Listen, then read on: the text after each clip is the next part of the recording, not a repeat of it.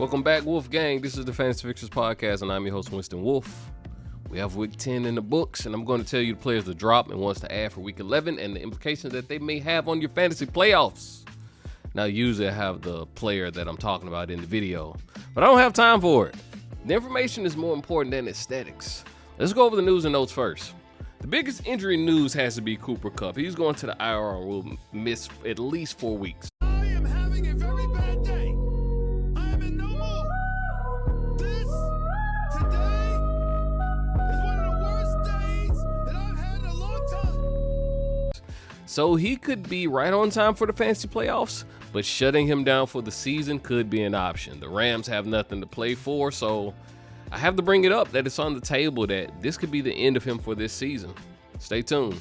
Zach Ertz done for the season. I simply expect the Cardinals to run a lot of 3 or 4 wide receiver sets once Marquise Brown gets back. I gotta say this, but Colt McCoy looked good. I wasn't expecting him to get the pass catchers this kind of volume, but he did. And DeAndre Hopkins and Rondale Moore. Speaking of pass catchers, Cliff Kingsbury added that Marquise Brown is getting close to a return, but he said that it would likely be after Week 13 bye, so don't get too excited. Jerry Jeudy went down with a mild ankle injury, and we're just thankful it wasn't an ACL. Uncle Leonard Fournette isn't expected to miss any time with a hip pointer injury, but I think he has opened the door a little too far for the rookie Rachaad White to squeeze himself in the door and lock the door behind him and push a piano up against it. PJ Walker has an ankle injury and won't suit up against the Ravens this week, so here comes Baker Mayfield to destroy any hopes of being able to start anyone outside of D'Onta Foreman. As soon as I heard Baker Mayfield is back as a starter, I traded DJ Moore for the game, Oregon Trail. I didn't read the fine print, so when I received it in the mail, it was on a floppy disk. I can't play it. I still feel like I won the trade. Why won't Baker Mayfield just get dysentery for the rest of the season? Okay, let's go over the QBs to drop. Starting right now, this second. If you can do it right now, you drop these guys. The number one guy to add is the QB, Russell Wilson, 68% on. Let's ride. Man, he's so washed. He's been so bad, I'm almost certain the organization is praying that he says anything anti-Semitic on Twitter to get him fired. I'm joking. I don't want anyone to lose their job, but I hope Russell Wilson loses his job. I know Jerry Jeudy going down doesn't help, but it's over. Russell Wilson looks like Baker Mayfield right now. Whatever hope you have for him, it's over. It's been 10 weeks. I don't care who you pick up. Uncle Rico, Al Bundy, Ted Bundy. All of them are upgrades over Russell Wilson right now. Next up, Jared Goff, 58% on. He started off hot as fish grease and had 2 games with 4 TDs apiece. As of now, he's had 1 multi-TD game in the last 5 games. Don't trust him. And don't trust Russ. See what I did there? I don't have any QBs to add that are hot right now. The last video I made was picking up Justin Fields. And that was 2 weeks ago. I missed a week. Sorry, you guys. And if you have Justin Fields, congrats. You picked up a gem. Now, if you're in a 2 QB league, go get Matt Ryan. I actually picked up Matt Ryan as soon as I heard Jeff Saturday was named the coach. But granted, that's in the 2 QB league, not in the 1 QB league. I just knew there was no way Jeff Saturday would take over this job just to tank. The other sneaky ad I want you to do is Jameis Winston. How many weeks can we watch the Red Rifle throw games away? It'll at least be exciting if Winston gets the job back. Now, this is only desperation moves if you're in a 2 QB league. Those are only 2 guys I have for this week as far as the QBs. Let's get over to running backs you need to drop like a pass to Dez Bryant. First up is CEH of the Kansas City Chiefs, and he's 90% on. I told y'all to sell him like hotcakes, and now you can't trade him for a Halloween mask. The allure of CEH as the Chiefs' lead running back is dead. He's not only in a 3-headed committee, but he's the last fiddle. He played 6% of the snaps and didn't get a grab because he only had 2 targets in the last game they played. He clearly needs an injury for him to get any substantial playing time. Pacheco runs better. McKinnon is better in the passing game. So I think they've thrown in the towel on him. If he doesn't do the goal line work, he's not going to score. I know someone will be upset with this because I do think this guy's a great handcuff, but we don't handcuff around here. But I'm dropping A.J. Dillon of the Green Bay Packers for just about anything viable on the waiver wire. He's 86% owned, and most will hold him thinking about, well, what if Aaron Jones gets hurt? And I get that. And you would be right by holding him, but I'm not doing it. I'm not waiting on the Aaron Jones injury because Dillon is clogging up my bench, and you literally can't play him over any other running back that's in a committee, even in a two-headed committee. The next up, the player to drop is Nyheim Hines. You should have cut bait as soon as you heard he was going to Buffalo.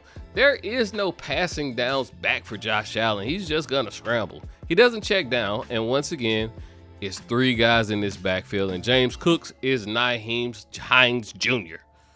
Hines is 69% owned for no reason. Get him out of here. Chase Edmonds of the Denver Broncos is the next player or the next running back you should drop. Any hopes of him being the third down back in an awful offense is over. Once again, three-headed backfield, and this offense is going nowhere in a hurry. I'm attempting to cut all ties to the Broncos offense if possible. There are better desperation plays. No way Chase should be 45% owned unless these are the people who have quit on the season and just left him on their roster. Before I roster Chase Edmonds, I'd rather go on a date with Lorena Bobbitt. All right, now this is a slow week for running back because there wasn't any major injuries. But after waiver claims go through, add Eli Mitchell of the San Francisco 49ers.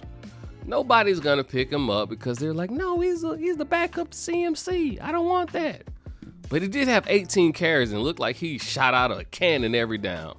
Now, all of the passing down work is going to CMC along with the goal line, but I still think he's worth an add in deep leagues if you're holding on to the hopes of Cam Akers, A.J. Dillon, Chuba Hubbard, CEH, any of those guys. I'm choosing Eli Mitchell over them all. Now, this is the running back is looking like he's in a 50-50 split, and I honestly don't know if it's enough to go around for both backs because this offense is struggling to run.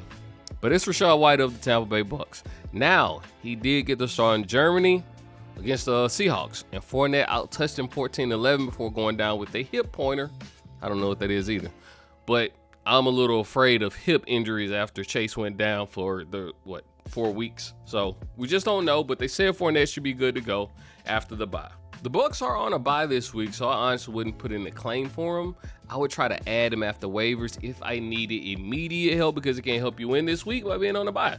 Fournette hasn't had a 100-yard game since week 1, and Rachaad White eclipsed 105 yards in his first start.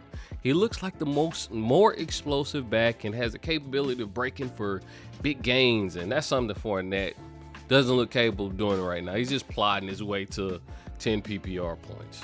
The number 2 running back to add is Isaiah Pacheco. I know, he's done nothing.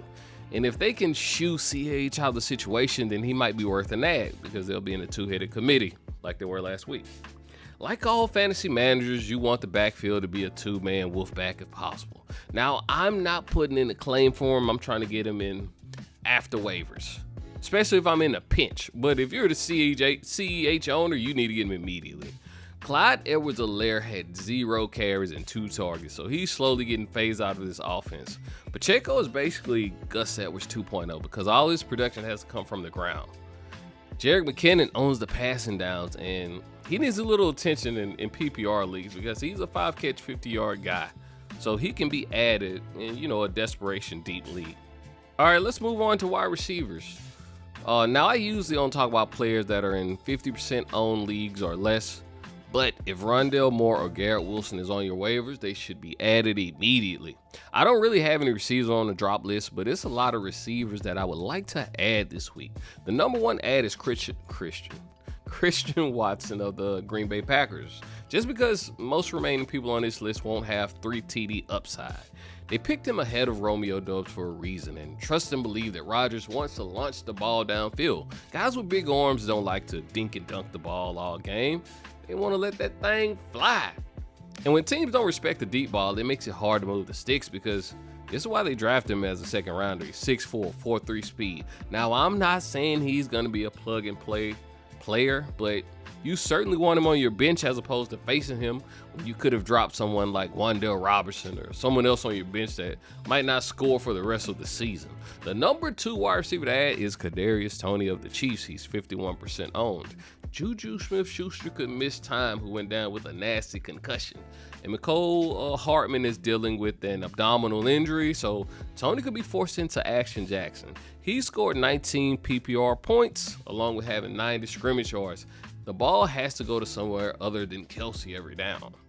The number 3 wide receiver to add is Allen Robinson. Now, I know he's 62% owned, and you're like, man, I've dropped him a month ago, and you should have. Now, I know 62% owned is kind of crazy, considering how bad he's been. But Kupp is going on IR, and Stafford has to throw the ball somewhere, and that somewhere has to be Robinson and Higbee. I'm not saying he's going to fulfill those shoes of Kupp that are huge. They're Shaq shoes, basically. But I'm looking for him to get 6 catches, 60 yards, 12 PPR points. You can't beat that coming off the waiver wire. The number 4 wide receiver to add, he should have been added on waivers like a month ago, but it's Donovan Peoples-Jones of the Cleveland Browns, and he's been in every video for a month. Just go look at his game log. No reason to why he's only 35% on. He's only been balling for a month now. All right, tight ends were so bad that I honestly can't suggest you drop any of them. If David Njoku is on your waiver wire, keep an eye on him to see if he makes it back to the field this week. He's like 70% on right now, so that's why I didn't plug him in here.